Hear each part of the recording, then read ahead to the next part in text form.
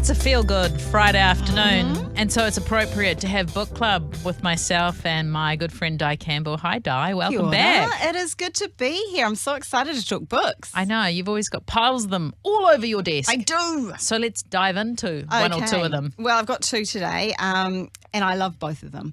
So the first one I'm going to look at today is called Who Me, Lord? You've got to be kidding. And this is by Dean Kiwi. And essentially it's the story behind Open Doors Australia. So Dean was very much inspired by the exploits of Brother Andrew. So they left the States and moved to Australia to establish Open Doors there. And for people who don't know what Open Doors is? Yeah, it started out with Brother Andrew getting Bibles into countries where Bibles were not really allowed. Yeah, sure. So he smuggled them in, hence the name God Smuggler. Yeah. It birthed this organisation called Open Doors. And it's an interesting organisation because it's kind of morphed and changed over time in that now with the internet, they're not smuggling Bibles in, but they are advocates and they really do help out the persecuted church. But this is the story of Dean, what happened with him, and look, it's just a really fascinating read. And it's a read where I was just blown away by God.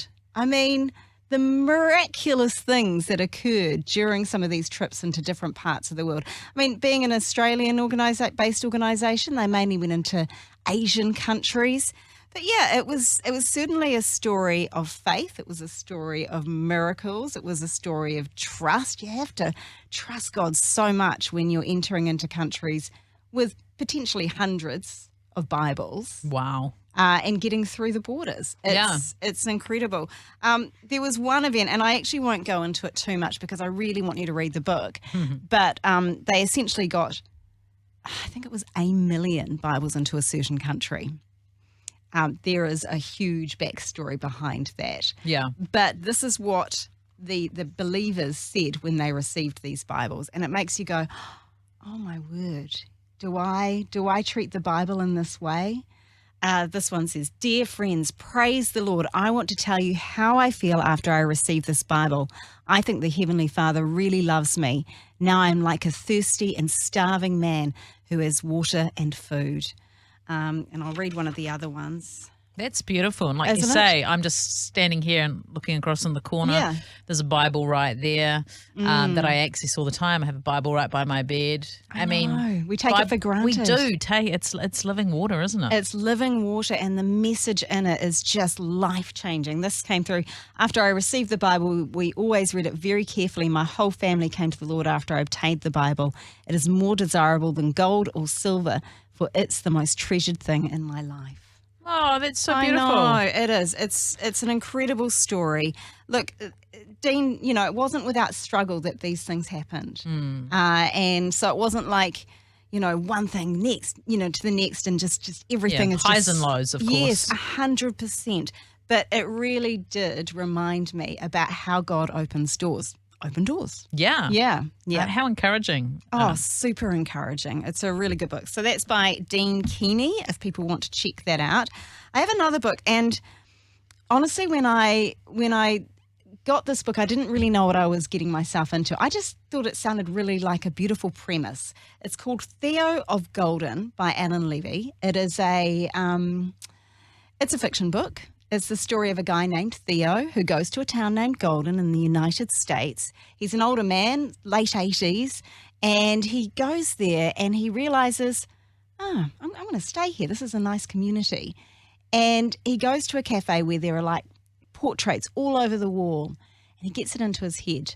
I'm going to buy each of these portraits and give it back to the person to whom it was drawn. Oh. And so it's these stories of these encounters with different people with their different stories and their different, times of life. But really it's the story of Theo and how he brings heaven to earth. I didn't realize when I picked up this book that it was very deeply Christian. Oh, wow. There are some beautiful, beautiful insights into how being still, sitting with people, loving on them, is bringing heaven to earth. And I'll just read you a couple of quotes just to get an idea of it. So it's a very beautiful book because it's talking a lot about art and music as well.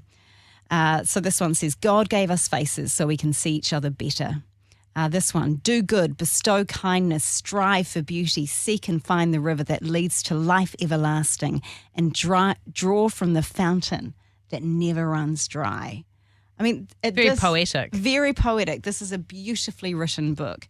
I could keep going. I don't know if I've got the time. Yeah, that sounds really moving. But just even the name, Theo of Gold, and the author's name, Alan Levi, it just sounds sort of otherworldly. Oh, it really is. It's a different kind of book, and it was incredibly inspiring.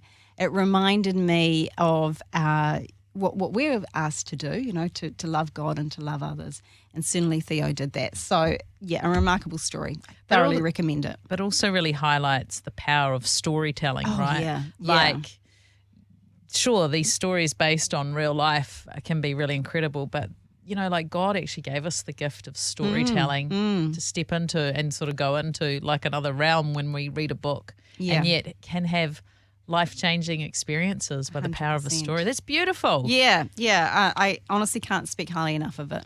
I've got a great read, of course.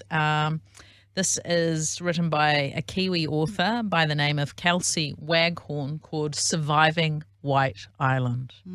Far out. So back in 2019, actually now, it was when Whakaare White Island actually exploded, so to speak. And this young woman was on the island. She was a tour guide, and she was about 25 at the time. And so the story talks about, her physical rehab, and I think she had like 45% of her body burnt. Oh my goodness. Required 17 skin graft surgeries. Far out. Yeah. And life-threatening, and also how she got through mentally. And so she got through all this physical stuff, which took a long time, but then the mental stuff came. Oh, yeah, I and the bet. flashbacks, the PTSD. Oh. So it's huge. And but I tell you what, she's an amazing writer. Just even the back page, when you read this, it just places you how it would have been that day. And she says, I heard someone say, wow, and someone else exclaimed, look at that. I had my back to the crater and I turned around. The moment I saw it, I knew what was happening. The island was erupting. An enormous black and grey plume was rising above the island, already higher than the peak. It was beautiful, actually, set against the bright blue sky.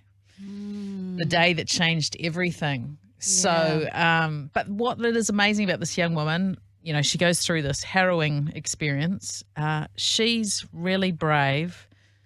I'll just give a warning, there's a bit of colourful language in there, but a choice language. You can kind of imagine if somebody's had nearly half of their body burnt, that there would be some of that language. So just for people who might be a bit sensitive around that. She's just got a wicked sense of humour.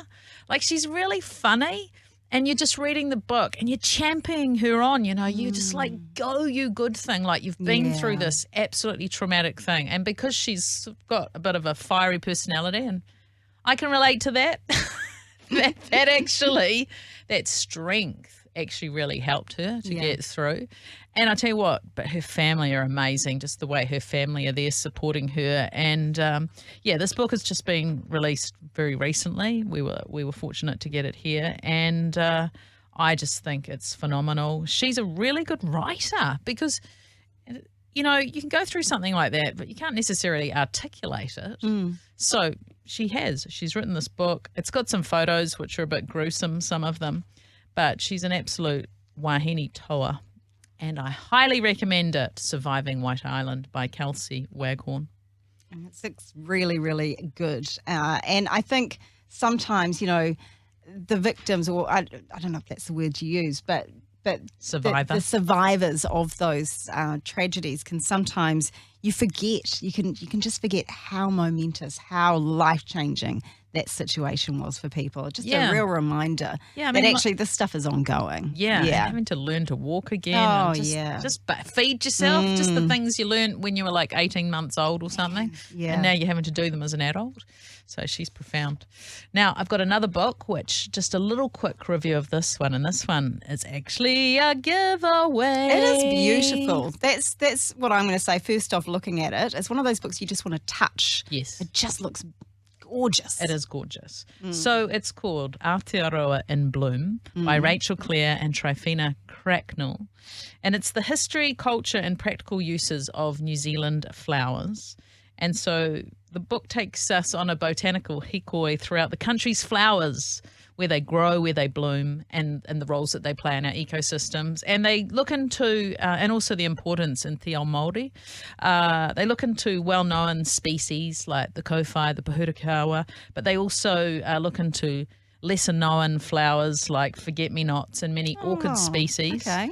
But it's also intertwined with stories of early European botanists who, encounter these plants for the first time. So yes, it is a guide and a reference, but there's storytelling there too. In fact, you start to read it and it's informative, but it's kind of fun and whimsical, and I would say charming is the best way to actually describe this book. So yes, if you're somebody who's very into nature, you're very into flowers, you want to know more, but also I think it's kind of entertaining as well. And so this one is actually up for grabs a little later on in the program. I'm going to give it away. Look, it is such a beautiful book. That must be a bit of a heart wrench to have to say goodbye to that one, because that is gorgeous. Yeah, well, I would be holding on to it, and perhaps I know there's going to be somebody who's going to make better use of it. So after a little later in the program, stay listening, because today I am giving away this book. Nice. Let's have a wee recap of all the names of our books that we've recommended today in Lizzie's Book Club. Di? Okay, so the first one I talked about was by Dean Keeney. That's Keaney. Who me, Lord? You've got to be kidding. Story of Open Doors, the founder of the Australian base there. And then the other one is a fiction book called Theo of Golden by Alan Levy. I've got Surviving White Island and Everything That Came After, Kelsey Waghorn, and Aotearoa in Bloom, Rachel Clare, Tryphena Cracknell. Keep listening, because I am going to be giving away this Aotearoa in Bloom. Di, thanks for joining me back. Oh, it's always so good. Thank you for doing this, Lizzie. Gives me an excuse to read widely. Let's do it again, eh? Yeah.